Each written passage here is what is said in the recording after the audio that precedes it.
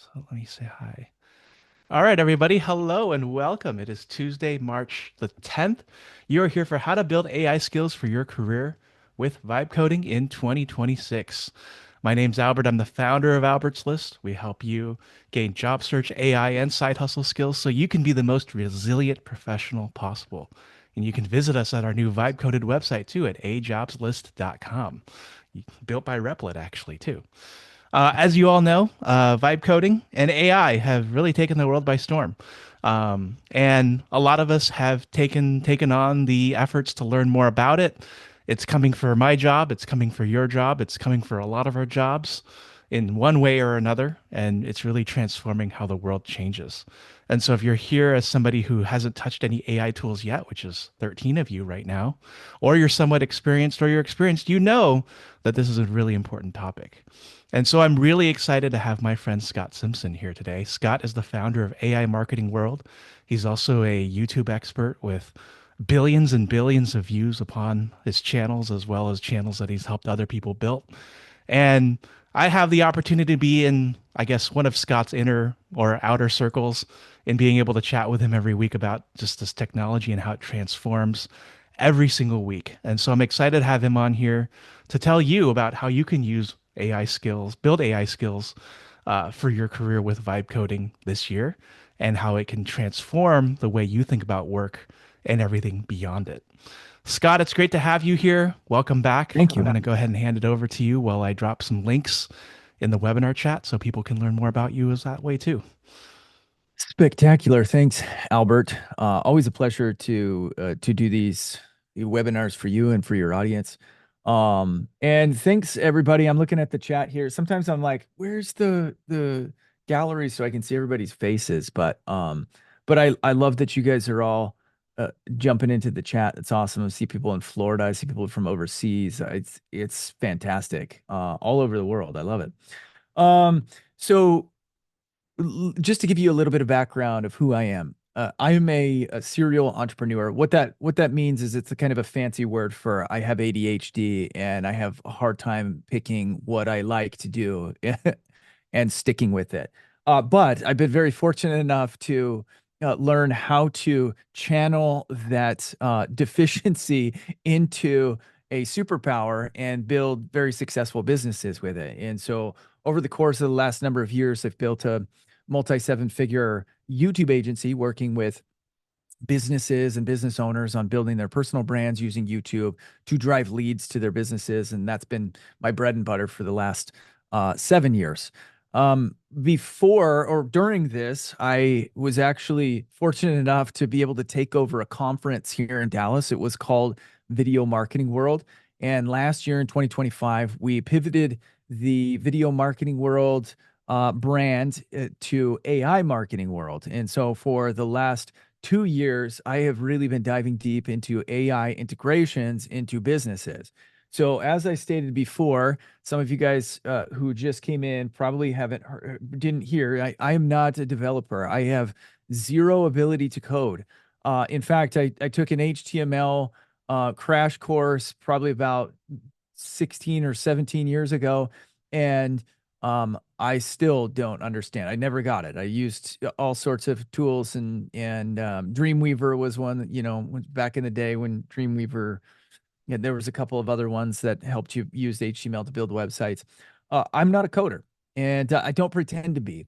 And I also don't come from the development side of things. And so I know that there's a lot of people who will argue with my assessment of where artificial intelligence is going and what it could replace, and the future with artificial intelligence and robotics. My philosophy is probably a little bit different than like a traditional developer, but it's because I see writing on the wall. And the reason that I am very much aligned with the thought that artificial intelligence is going to replace a lot of work is because I know people. I've been in sales for a long time. I've closed millions and millions of dollars in sales. I know how to read people. I know what people's wants are.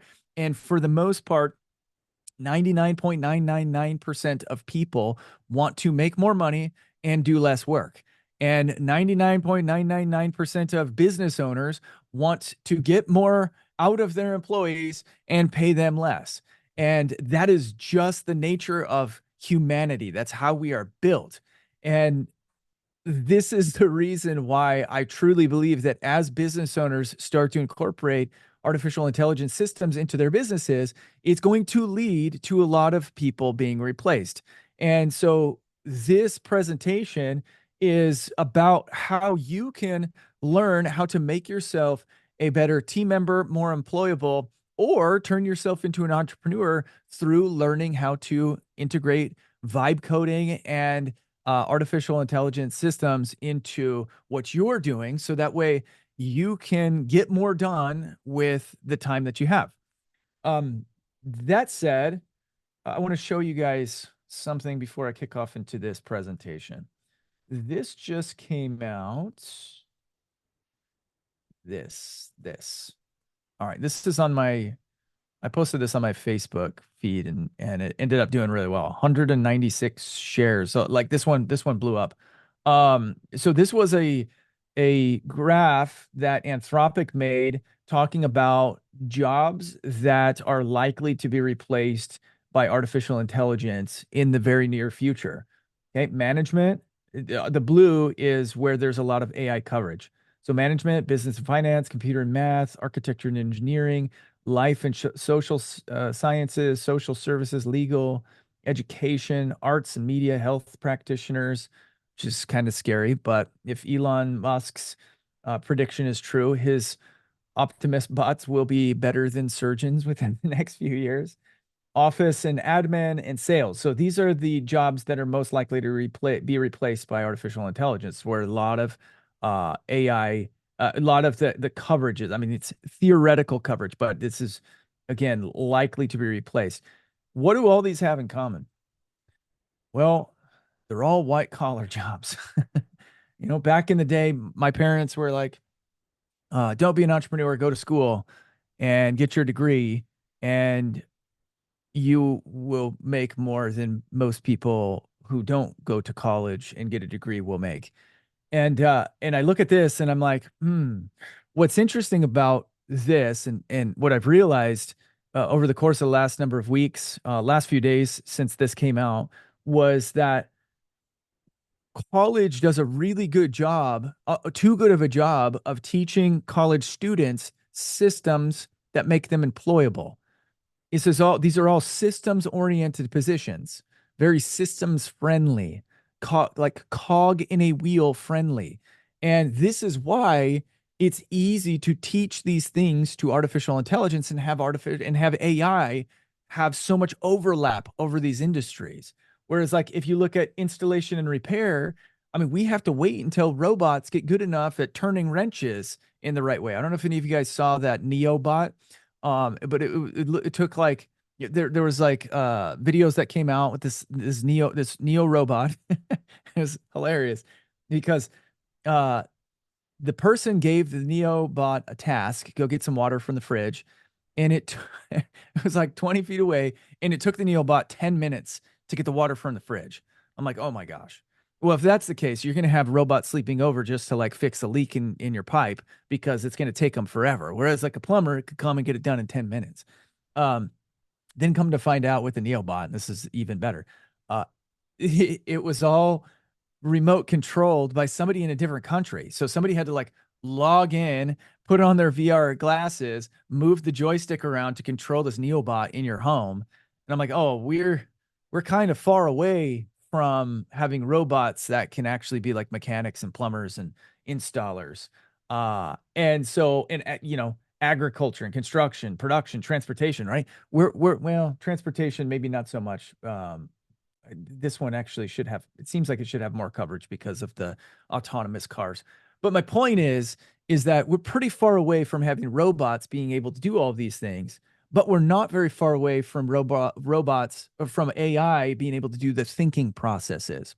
So I just kind of want to set the stage with that. This was just dropped by Anthropic March 5th. I found it like right after they dropped it. I was like, I'm gonna post this, and it ended up doing really well on my platform. Okay, let's go over here. Make sure that you guys can see that. Okay. So, vibe coding. We're going to talk about building career leverage and specifically with uh, with vibe coding. Now, a lot of people, let's see here. We got some.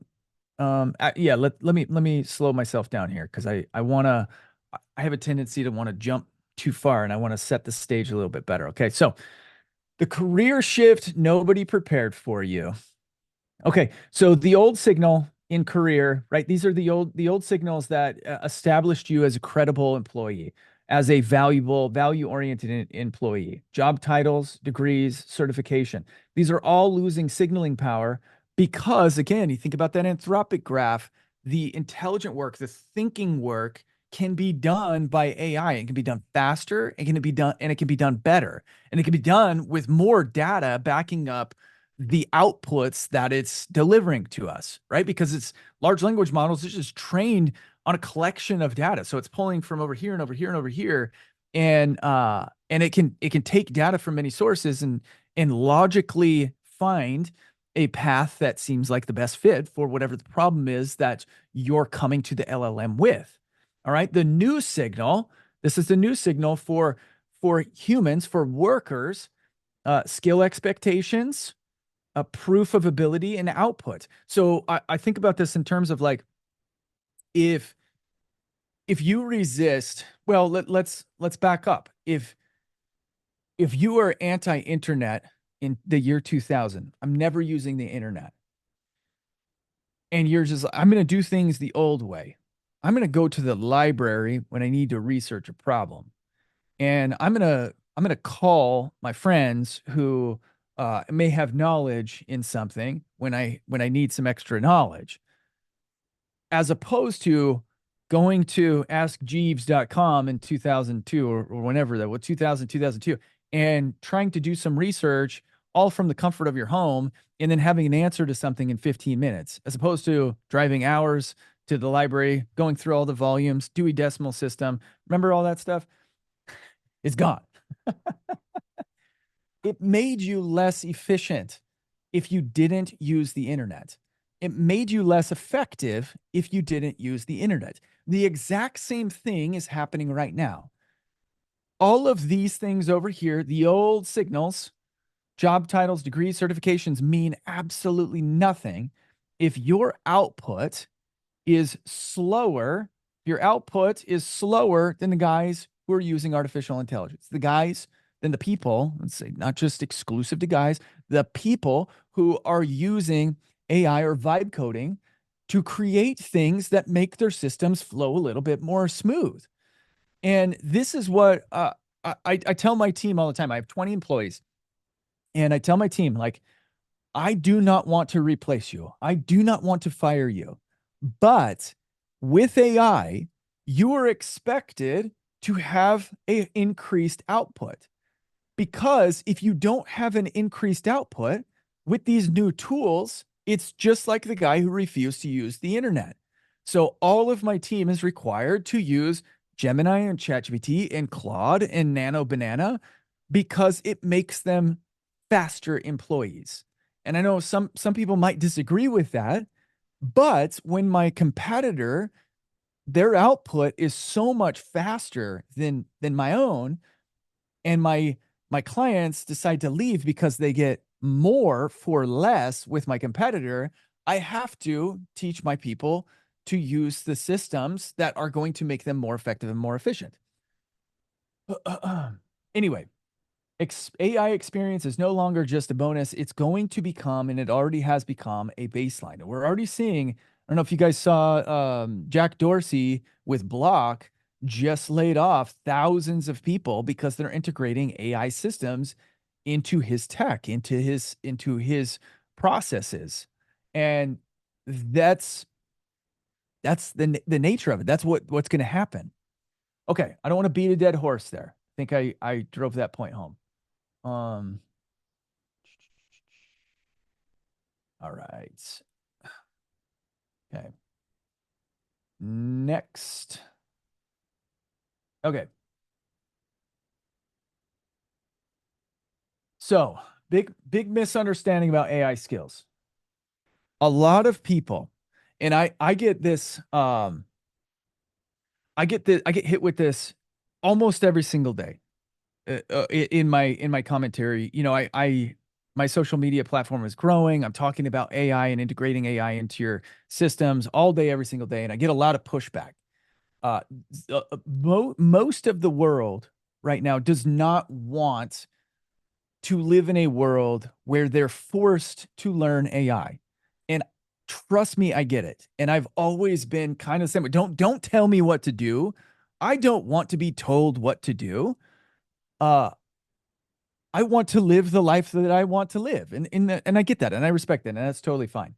Um, but a lot of people, I think, are misunderstanding what it takes to be valuable with artificial intelligence, or to be able to use AI, or be able to vibe code things and in an effective way. So, vibe coding, just FYI, you don't have to learn Python or JavaScript. You don't have to learn to code. You don't have to study LLM architecture. You don't have to take months of theoretical courses. Um, and you don't have to wait until you feel ready. In fact, if you do that, by the time you wake up tomorrow, things are probably going to be a little bit different than they were today, because that's the speed at which things are moving. The reality is that what AI skills, developing AI skills actually mean is building useful things, solving broken workflows, and shipping fast. The way that I think about it, and the most effective tools in the AI space, the most effective ways to use AI is to solve the itty bitty friction points that you're experiencing in your everyday life, the things that you wish could be automated. Well, with vibe coding or with AI tools, you can automate a lot of things. So, for example, I have an OpenClaw bot sitting on my desk right here on a Mac Mini. I was one of the early adopters of this system because I'm like, I got to dive in. Agentic AI is coming, and I need to learn how to use an agent. And the first thing that I did was I gave it a research task. So every morning it goes out and researches trending ideas. I don't want to have to get on Twitter and mindlessly scroll all day, every single day to find out what's trending. I have my bot go and do that. And then it sends me a list of things that's trending. And I say, I want you to write a script for number 2, number 7, number 13, number 12, and make them applicable to my business. And then my bot does that and it sends me scripts. Old school way of me doing that was going on Twitter, surfing for an hour, trying to find a few things. I'll bookmark them, and then I'll go back and I'll pull them up, and then I'll either write scripts or I'll start recording. Very inefficient process. Now, all that I do is have this system create the scripts for me, load them in my teleprompter, and then blah, blah, blah, blah, 20 minutes later, I've got 5 scripts. I'm posting 6 videos every single day, 5 short form pieces of content and 1 long form piece of content, all in my voice, all in a style that works for me and keeps it everything efficient. Okay. And readiness is not a requirement. And what I mean by this is the people who wait and wait and wait are generally the ones who get left behind. We run a vibe coding workshop. It's called Micro SaaS Lab. And we bring in entrepreneurs from all across the nation. And for 72 hours, all we do is vibe code to create a SaaS tool. The idea is that they can come with no experience vibe coding at all, no ideas, nothing. And by the time they leave, they can have a micro SaaS piece, a micro SaaS tool that is fully launched and the marketing process begins. So they can vibe code an entire tool while they're there. And the thing that we talk about in the micro SaaS lab, the thing that we talk about the most that we really dial in is um is that micro SaaS means solve one problem. We're not trying to create Salesforce. We're not trying to create QuickBooks. We're not trying to create the next Go High Level or a CRM or anything like that. We're trying to create mini tools that solve many problems. That's the way that you have to think about incorporating AI into your workflow, into your systems in a way that makes you valuable, but then also gives you something that makes you more efficient. It helps you build a tool that keeps you moving faster, which is another thing that really like how fast can I go? I'm curious.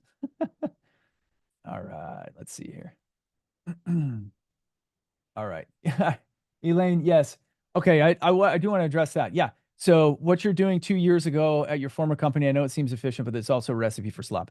Are you talking specifically about content, or are you talking about creating tools, or what? Just curious what you have to say about that. Uh, use it for marketing. Yeah, so I will say this, 2 years ago, dramatically different LLMs than what we have today. Opus 4.6 and even ChatGPT 5.4 are very solid LLMs. 2 years ago, uh, we barely used AI for like full scripting. Now, I mean, we're getting hundreds of shares and hundreds of thousands of impressions on the content that we're creating that's fully AI. I had a video go viral, 7.5 million views a couple weeks ago, and it was an AI script. That's where we're at now, and it was written by Opus 4.6 with Claude. So the times have really changed. Nano Banana 2, which I'll talk about here in just a little bit. Nano Banana 2 is an incredible resource for image generation. It's amazing. But I do agree that there is going to be a lot of slop. I actually just made another Facebook post earlier today where this guy is convincing people that it's a good idea to use OpenClaw and oh my gosh, one of the tool Kling, like one of the video creation tools to make 500 videos a day and post them on social media. And I'm like, you guys, this is how you ruin social media for everybody. Like, you don't think they're going to crack down on that? As soon as you have 100,000 people making 500 videos a day, like you're done. Your content is toast. So, um, my philosophy is to use it respectfully. I tend to like take things to the extreme and in my thought process, and I'm like, okay, if everybody was doing this, would we still have value in the world? And if the answer is yes, then great. Then that's something that I support. If the answer is if everybody was doing this, then everything would just come crashing and burning down, then the answer is no. And there's a lot of people that are out there that are promoting these things like create 500 videos a day, and I just think that that's absolutely ridiculous. So don't do that. Stay away from the old slap. Okay, so what vibe coding actually means. This is my favorite little graphic. Okay. You use a tool like Replit. In fact, I usually go to ChatGPT first and I say, hey, I want to vibe code a tool that solves X problem. And I'm going to use a tool like Replit or a Lovable. And can you help me type up a process that then a prompt that I can then use in Replit to create something that I want? And and then it goes, boop, here you go. And then you push that over into Replit, and then out pops an output. Out pops what you're looking for. Now there's like some adjusting that has to go on. Let me actually just show you what I mean, if that's cool with you guys. I'll show you some of the stuff that like I don't. Oh man, it's gonna make me log in. You know what? I'm gonna do it. I just gotta log out, or I just gotta unshare for just a second. Give me 1 second while I do this. Uh this is good stuff. Now, because I am at the forefront of this and I'm very quick to like adopt these things, I get hit up a lot by people asking me to build stuff for them. And so I do, sometimes. Like it depends. Like I don't want to start another agency. I have an agency and it's hard as it is. It's hard enough. Um, I don't want to be in the, hey, I'm going to vibe code you a SaaS tool industry because again, I'm not a dev. I can only go so far. And I don't want it's not the life that I want. But every now and then I'll get hit up by somebody who I'm like, hey, let's see. So I got hit up by one of our former clients. He's in the healthcare space, and he's like, hey, for the last couple of years, we've had this idea of building a SaaS tool that you can take a picture of your fridge and it will analyze all the ingredients in your fridge, and then it will give you a meal plan based off of caloric intake. And so I was like, I was like, hold my beer. And I went over to Replit. Here's my prompts. Like, looks like they deleted some of them. Oh no, here it is. Here's my original prompt. I want to build a simple full stack app that I can run on Replit. Now, again, this was done with ChatGPT. I just described what it wanted, and then I had ChatGPT create this initial prompt. I want you to build a full stack app that I can run on Replit. Think of it as a version of an iPhone style app that helps people figure out what to cook based on the photo of their fridge. Anyway, I'm not going to read through the whole thing. Here's the whole thing that ChatGPT gave me just based off of me talking to it. And I plugged it in, and this is what popped out. So I think I still have a picture of fridge. Yep, here we go. Okay, so here's a picture of a fridge and say, okay, I want 1,000 calories, 1,000 calorie meal, analyze fridge. Here it is. It's integrated with the API. Oh, it looks like maybe the API broke. Anyway, it's just giving you a demo. So, detected ingredients, egg, spinach, cheddar cheese.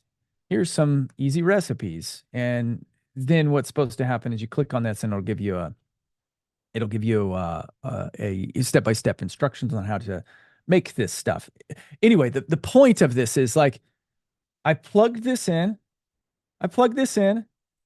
Okay. And then it built it, right? Without any back and forth. And then my next question was, how do I get it on the App Store? Okay. And then it gave me some answers there. And then I said, what about building a website for mobile viewing? Right. And so I'm just having natural language conversation with it, back and forth. I'm not a coder, you guys. I'm just an entrepreneur who wants to solve problems. I think of problems all day long. I see problems all day long. And I think to myself, what's a solution? What's a good solution to that problem? That's all that I do. And that's why I've become a really good entrepreneur. Terrible coder, but really good entrepreneur because I just look to solve problems.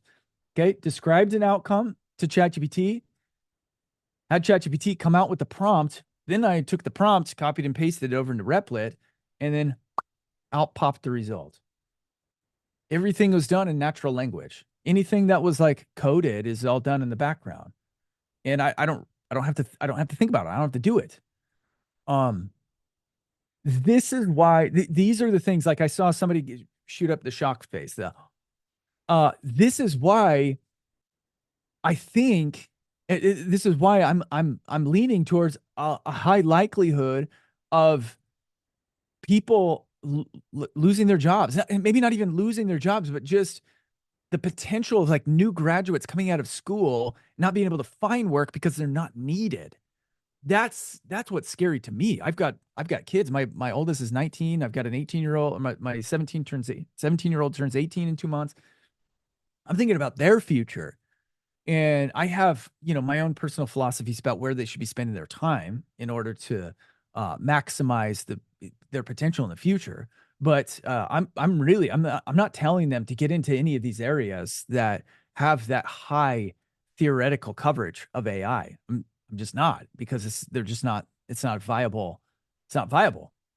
It's like telling my kids you should go into the wagon wheel making business because wagon wheels, somebody's got to do it.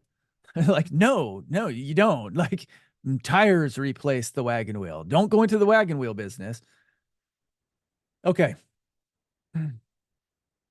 So here's why non-technical people have an advantage. And I don't mean this as disrespect to technical people or coders. I really don't. If you're here watching this right now, disagreeing with what I say, that's totally fine. At least you're here and you're listening to it and you're considering it.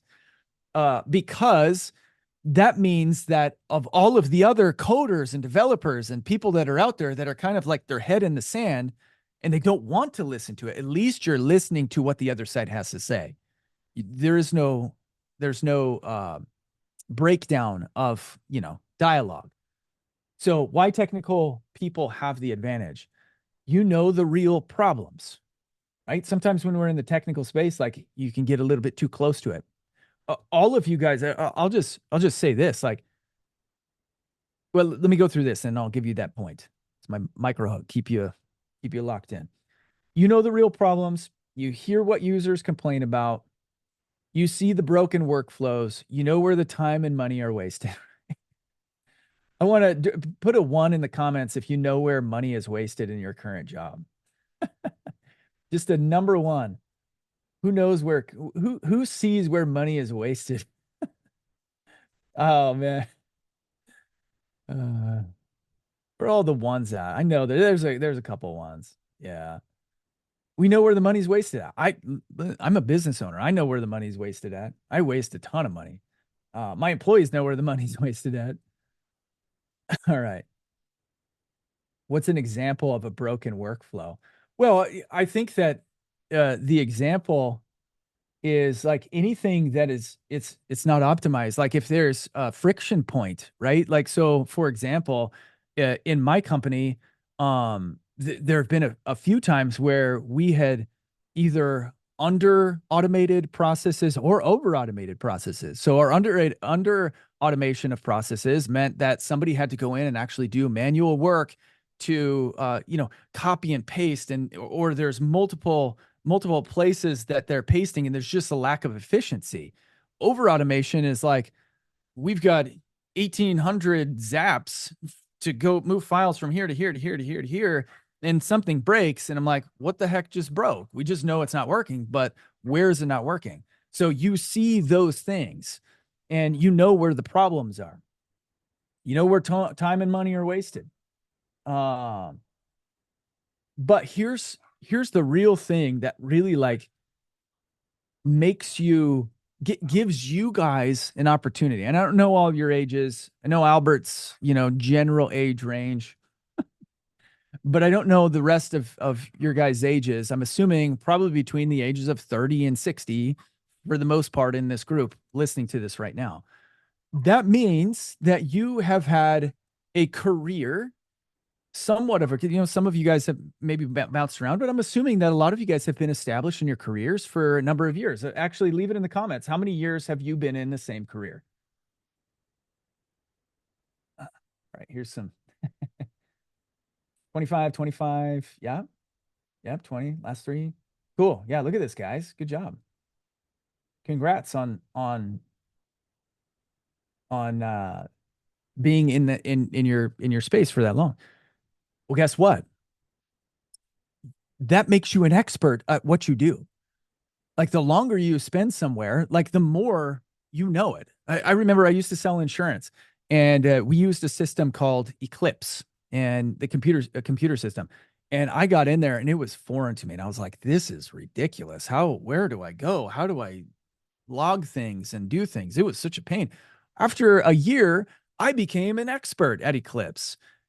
You guys have been in some of your businesses for 30 years. 30 years. You're an expert. You know the industry. You know the pain points. You know the friction points. You know the problems. You probably have ideas for solutions to some of the problems. And most of you guys who are here could probably think of one thing that you could code right now, you could vibe code right now that could save your company time and money. And in my opinion, you should jump on it. You should create it. You should vibe code it. It'll make you look like a genius, and it will make you more valuable to your employer, to your company. All right. Perfect. Perfect. The AI stack that actually matters. Okay. You don't need to master everything. You don't need to master everything. You don't even have to be proficient at everything. The way that I like to think about it is I use the reasoning models, the large language models as an extension of my brain. I go to them with questions and then I get outputs that get me closer to my goal. And then I use interface builders to take what I have learned or what I've grabbed from the reasoning models, the LLMs. This is like your replets, your Lovable, where you can actually like code things with them. My Mac Mini, my OpenClaw can do the same thing. I just don't use it because it's I don't use it that way. I don't use it to build projects or code because I'm not a coder, and I'd much rather use Replit where I can just like the UI is very simple to understand, and it can just build it all. You can build it all in real time while I'm sitting there working on it. And I've designed websites and all. Like here, let me just show you this. Um, okay, so this website was just vibe coded with Replit. Um, had it all done in probably an hour's worth of time, like the entire website, all the like dynamic little things, and not the prettiest website in the world, but but certainly much prettier than what I could do coding HTML. This one here, this one was all coded with Replit. Again, some of you guys who are like designers, you're like, yeah, there's nothing really great about that. For me, though, from an average person standpoint, I've paid people $2,500 to code websites that look crappier than this on WordPress, where it's like then WordPress breaks and I'm up a river, what's down a stream without a paddle, whatever, up a stream without a paddle, whatever it is. I'm stuck because I don't know how to fix WordPress, but I'm hosting this on Replit and it solves a huge problem. It cost me $25 to make this site and 20 bucks a month to host it. And then I save myself $2,500. And then something breaks on WordPress and I save, then I save myself hundreds of dollars having somebody come in and fix it. Um, that's why these tools, these systems are so powerful. Okay, so you got your reasoning models, the brain, the interface builders, the look, and then automation connectors, the glue, right? So this is like the N8N, the things that will help move things around. This is agentic is going to get here. In fact, like I have my agent check email a couple times a day and then respond to emails that it can respond to.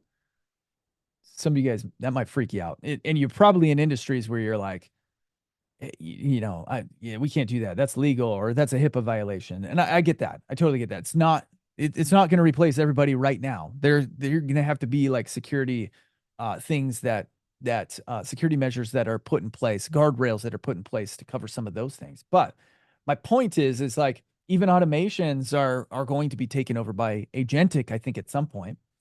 So yeah, so this is the stack. This is the AI stack that I use. LLM, and I use ChatGPT. I build custom GPTs for everything. I've got a whole stack of them in a spreadsheet.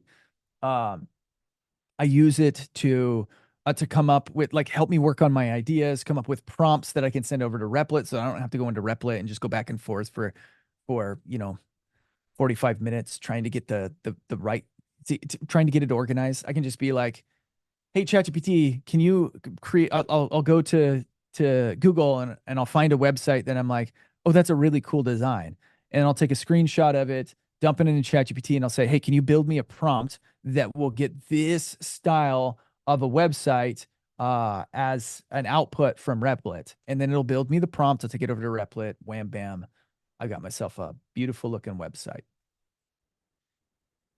Okay, so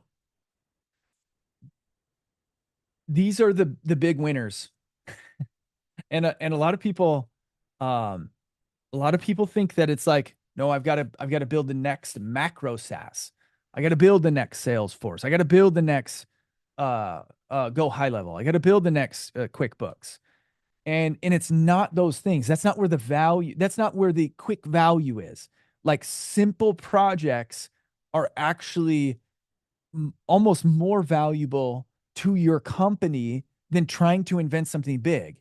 And I'll say this, like we're not to the point with these vibe coding apps where you could build a tool that is that massive. We actually we in our micro SaaS lab community, we had a call earlier today and we got this guy Milo in there And he was telling us about this this tool that he built, and it's like 250 pages. And he's like, and so my whole family went through and did a scan this entire weekend, and we tested every page. And I'm like, Milo, that sounds awful. That doesn't really solve an immediate problem. And it's a cool project, but like, holy moly, that is not a micro SaaS. So the micro SaaS potential is with these things, internal tools,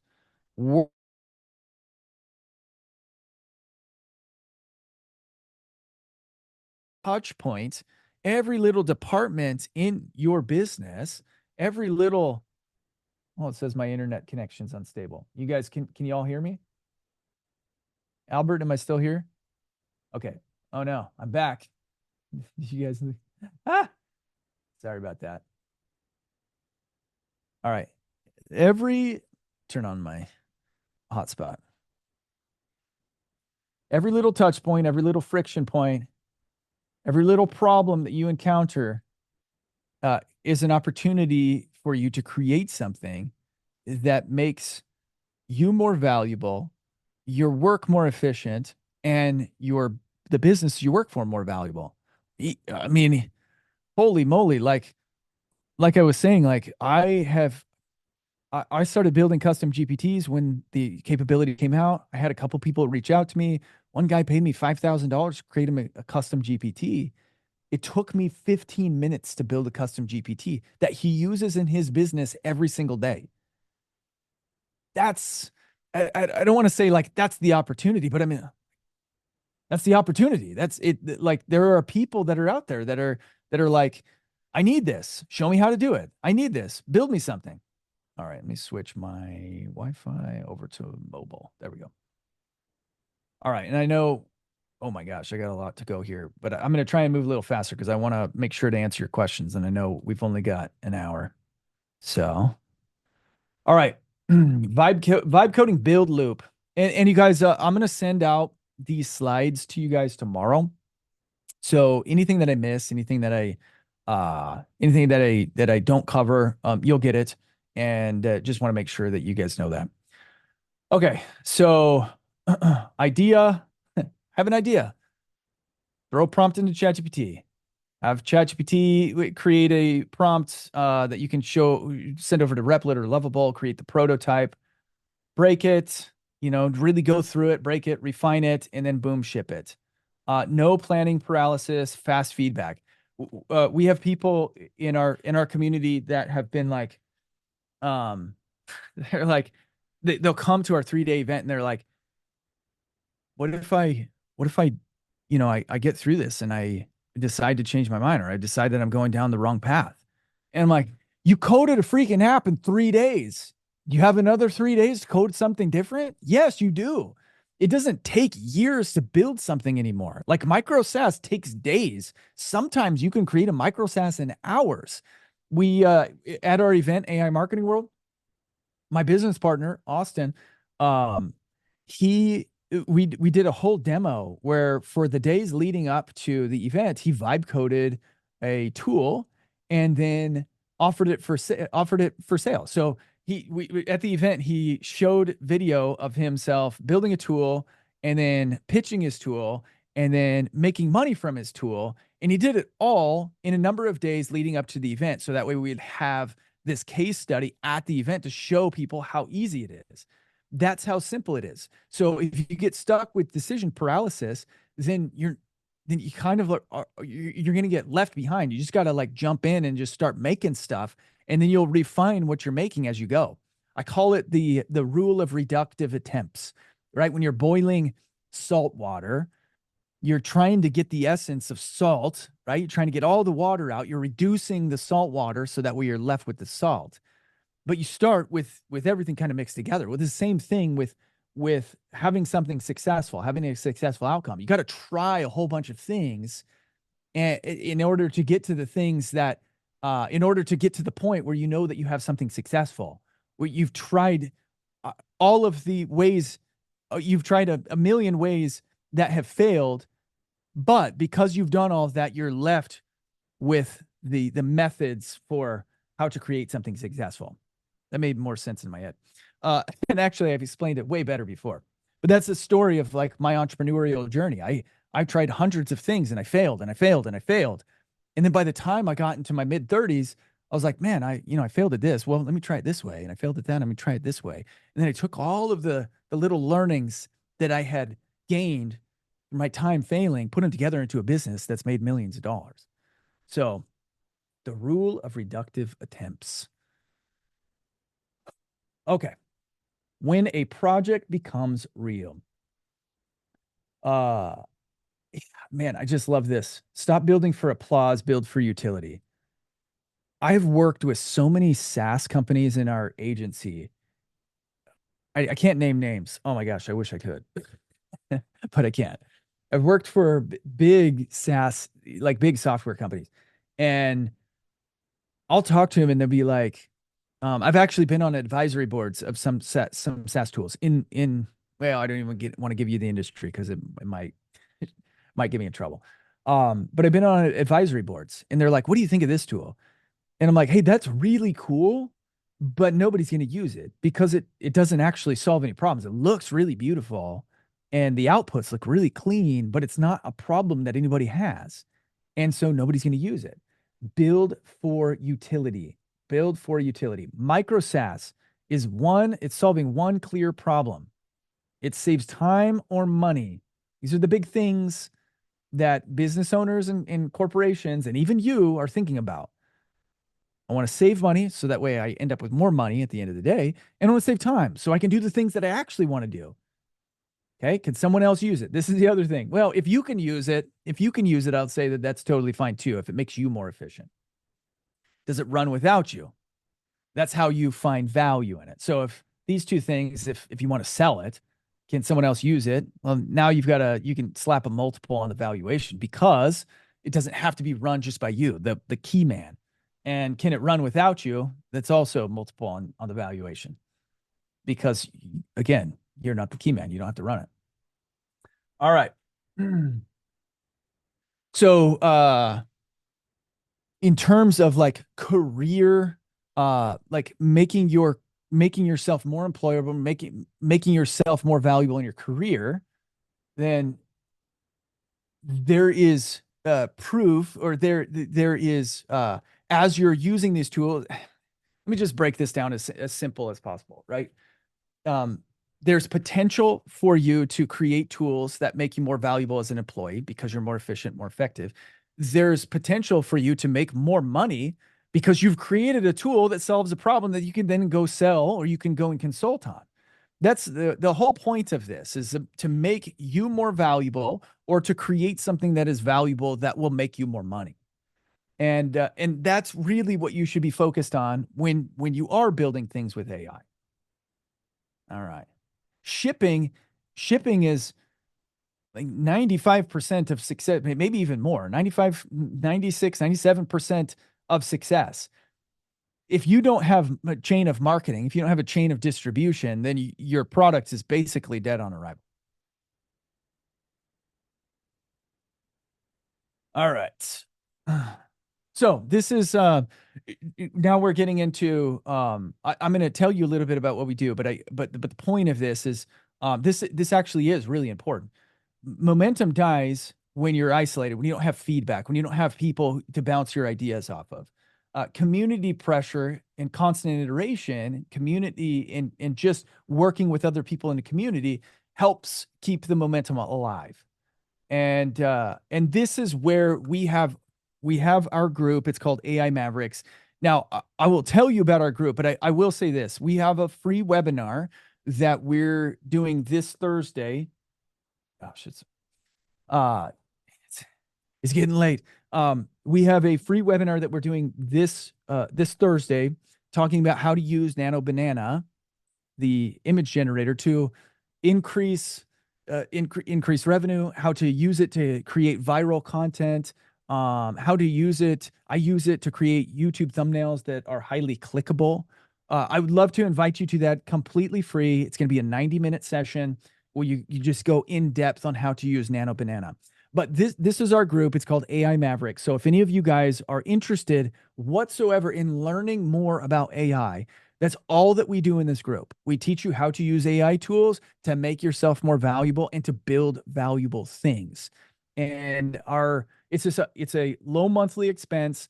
It's $59 a month, and you get every week we have something going on. You get what we call the hack of the month, where you can um, where we teach you a strategy or a tool that you can start implementing immediately into your business, into your workflows, to make yourself more efficient or more valuable. And we've got a whole community network. We've got our AI conference. You guys, we're fully integrated into the AI world. And if you are feeling at all like you should be more interested, more involved in the AI space, there's no better place to do that than with us in our group. That said, if you're like, hey, I'm a little bit hesitant to join anything that costs money, I totally get that. And there's zero pressure. All I would say is, if you have an opportunity, you want to come and see what we're all about, come to our webinar this Thursday on Nano Banana. Again, it's totally free. And I think Albert will post a link in the comments here too. Yeah. So, there you go. Okay. Questions. Questions. Let's dive into some questions. Here, sir. Join AI Mavericks. Okay. By the way, we've hit 200 members. We're going to keep our $59 a month price point for a while. I just haven't updated this slide. So if any of you guys are interested, we're 100% love to have you at that $59 a month plan. All right. Here we go. Questions. What's your take on security risks in vibe coding? So this is actually that's a fantastic question. I get asked that all the time. This is where I always have a dev take a look at any type of SaaS tool or anything that I'm vibe coding before I ship it. And I don't want them to code it all because it'll cost thousands of dollars. But I can spend $100 on having them look over everything and just make sure that everything's kind of locked tight to make sure there are guardrails. I also have not built anything that will put myself in a position that I could be liable for information or data leaks. Like I don't do that. If you're in the health industry or in the legal industry, anywhere where you have a fiduciary responsibility or financial responsibility or a legal responsibility or even a spiritual responsibility, like you're a priest wanting to vibe code something, online confession taking, I don't know, I'm just kidding. But if you're in a place where you need to guard and protect information, then don't have a dev take a look at it or just be hesitant about that. Okay. All right. Yeah, there's a link, there's a link right up there. Albert posted it, aimavericks.co. All right, questions. Do you see a consulting opportunity or position that's essentially a problem identifier, finding problems and suggesting solutions? Yeah. Yeah, I mean, that's like every business consultant, right? Every business consultant that I've ever met has been like, you get on a call and they'll be like, hey, one of the first questions is like, what do you think your friction points are, right? It's like, where do you think the problems are? We just don't spend time thinking about like, I don't think about like bundling all of my problems into one conversation. But that's exactly, I mean, that's a business consultant. You could just call yourself an AI business consultant and go and look for those friction points in companies. And if you've got good enough marketing, then you could 100% charge 15K, 20K for your time helping people establish AI solutions, AI content solutions. All right. $5,000 for 15 minutes of work, earns 20,000 an hour. Thank you. It's funny. I charge $1,500 an hour for YouTube calls, like a 1 hour YouTube call. But I've never thought about this. Yeah, I've never thought about that.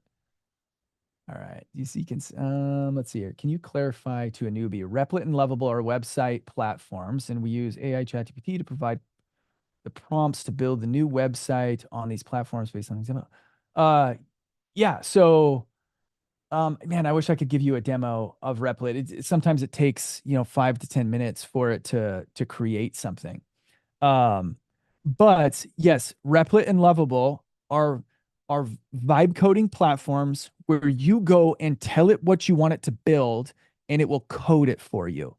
And the more complicated, like it messes up, the more complicated it is, the easier it is to break. But it does a really good job with website design, with simple micro SaaS tools, even some complex uh, SaaS tools it can do. So, yep, Replit and Lovable, very easy. You don't even need, you could just use Replit or Lovable to build things out. You don't even need ChatGPT. I've just found that it's easier for me to go to ChatGPT first and just be like, hey, build me a prompt. So yes. All right. Are am I afraid of LLM solution hallucinations sometimes? Yeah, so we have processes in place, and and this might sound inefficient, right? But um we have systems that we use LLMs for that where we're guaranteed to be about 98% there. Sometimes, the 2% of the times we'll get hallucinations, and we monitor everything. We go over all of our deliverables before we ship them to our clients. And so anything that is a hallucination or bad advice, we remove and change. Um, so I'm not uh, you have to have the expectation that an LLM isn't going to be 100% right all of the time, and you just have processes in place to keep an eye out for that. Hallucinations are getting way better, by the way. Like, again, Opus 4.6, ChatGPT 5.4 are great models, and I'm seeing a reduction in hallucinations, like tremendous reduction. Very rarely am I having to make corrections on anything that it outputs. And a lot of times what I'll do though is, like, my prompting input will be something that says, like, um make sure, hey, can you please provide me a script on this? Make sure that everything is accurate, make sure that you have everything cited, make sure that your resources are checked. And then that reduces the hallucinations down to almost zero. All right. Okay. As a newbie, I still don't understand vibe coding any more than I did an hour ago. I don't know all these different platforms as a start. What's a good starting point? Okay.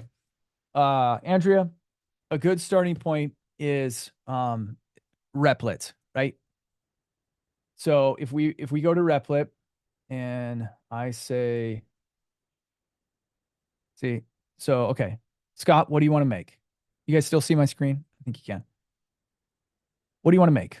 I want to make I mean, you just say, I want to make a website. I want to make a tool I want to make a calculator for real estate agents that calculates commission after XYZ. And then you just work back and forth with it. It'll be like, oh, kind of like this, and it'll start to build out the design. And you'll be like, no, not like that, more like this. And then you just go back and forth with it. Vibe coding is literally nothing other than it's like a developer sitting next to you, and you telling that developer what you want it to do, and the developer sitting there coding for you. You're not doing anything other than just talking to it and telling it what you want. That makes sense? Does that help? I hope that helps. All right. What's your take and concern that search information, prompts, personal data, internet AI tools are stored, analyzed, and used like yes, it is. There is. We're going to get to the point, and um, this is why people are saying that SaaS companies are essentially going to die off.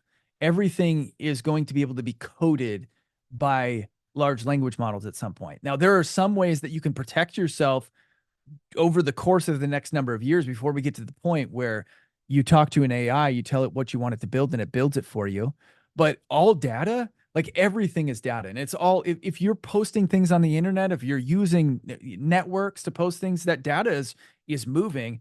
And I promise you right now, even if ChatGPT says we protect your privacy, they don't. Like, I don't believe it. Does anybody believe it? I mean, we all know like the three-letter agencies of the government are looking at your data, looking at your information. Don't get me started on Palantir, right? Like there are these companies that these cloud-based companies that are just like collecting everything. So we're getting to a point where IP is basically like nil. Now we might somebody was saying the other day we might go back to the point where like things are programmed into uh disks, like not I don't say like floppy disk, but you know, like drives where it's like hard coded or you can't like an LLM can't like take your code, but anything that you're putting into any of this stuff can be taken and used. Your IP is basically if you're using LLMs in general, I just feel like it's a matter of time uh before it's like there is no IP. And that's why my whole personal philosophy is to stay in front of everything because I feel like I can gauge what's a better trend or what's which direction to move um better than AI can at this point. Anyway, I'm digressing into some like weird topics and I don't I didn't mean to go down the tinfoil aluminum foil hat rabbit hole there, guys. All right. Albert, anything else? Any other questions? Let's see, he's got like I guess when we conclude, um, what would be the next steps for someone to go deeper into AI and, go into the world with as, besides coming to your webinar on Thursday, of course. Yeah, like I was saying before, like just understanding the tool stacks, right? You've got the brain, which is the LLMs. You need to go out there and just play with them. And there was another graphic that was made. You're very welcome. Thank you for joining. There was another graphic that was made a couple weeks ago that showed the it showed how many people in the world are using paid models of artificial intelligence, like the LLMs. And it's like 0.3% of the world population is paying for access to these like advanced models. I pay for access to all of the models because I want to see their capabilities. And I'll tell you right now, the paid version of Claude or the paid version of ChatGPT 5.4 is far superior to the free version of ChatGPT. And my advice, and I'm not working for the LLMs, I've been accused of that before. I'm not working for AI companies, anybody. Uh, my advice is to pay for tools to test them and understand their capabilities, play with them, learn with them. That's the next step. If they want to start vibe coding, I would say get a subscription to ChatGPT, get a $20 subscription a month to Replit, and go out there and start with a website. Or if you've got a tool idea, start with a tool. But solve one problem, like think of one problem, think of an idea of how to solve that, and then have ChatGPT work with you on that idea to make sure that it's vetted and that you've got a system that you could then incorporate into or prompt that you can incorporate into Replit and um and build something that will actually work and have a higher likelihood of success. Awesome. Wonderful. Well, Scott, I want to thank you for your time today. I don't think we have any Webinar other. is free, by the way. It's free. I Yes, just saw webinar is James asked. free. Yep, I'm Yeah, going to totally sign free. up for it too. I don't know if I can make it yet, but I know you're probably going to send a recording, right? Yes, maybe. Actually, Maybe. not sure yet. Not sure yet. Come to the event, maybe. Ah, I love it. Joyce, lovable was the other one. Yeah, Yeah, or you can try anti-gravity, or you can try VO, or you can try. Anyways, there's a bunch of them. yeah, Now I just confused them even more, huh, Scott? yeah. Replit or lovable, guys. Yeah, yeah. Goodness gracious. Yeah. And Lovable just gave away, I think, like 10,000 free credits for International Women's Day. Because they Nice. really wanted folks to get into it. It was it was Yes. crazy. Yeah. amevers.co/webinar. Yep, that's it. Yep. Perfect. Yep. So there you go. All right, well, Scott, I'm looking forward to having you on again soon. And I want to thank all of you for spending your time with us this afternoon.